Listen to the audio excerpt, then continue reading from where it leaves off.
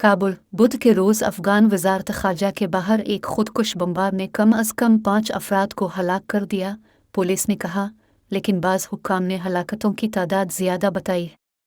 Kabul police کے ترجمان خالد زدران نے کہا کہ اہلکار نے ہلاکتوں کی تعداد 5 ہونے کی تصدیق کی۔ طالبان کے زیر انتظام وزارت اطلاعات کے ایک اہلکار استاد فریدون نے بتایا کہ 20 افراد مارے گئے۔ انہوں نے کہا کہ بمبار نے وزارت خارجہ میں داخل ہونے کا منصوبہ بنایا تھا لیکن ناکام رہا۔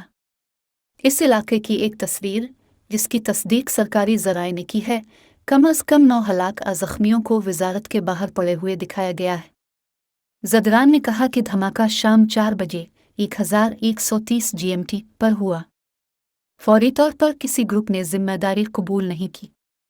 طالبان کے زیر انتظام انتظامیہ کو داعش کے عسکریت پسندوں کی شورش کا سامنا کرنا پڑا ہے، جنہوں نے غیر ملکیوں کو نشانہ بنایا ہے، بشمول روسی اور پاکستانی سفارت خانے اور چینی تاجروں کو کھانا فراہم کرنے والے ہوٹل۔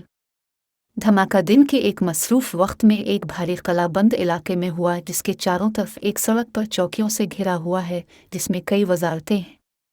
اس علاقے میں ترکی اور چین سمیت کچھ ممالک کے سفارت خانے ہیں۔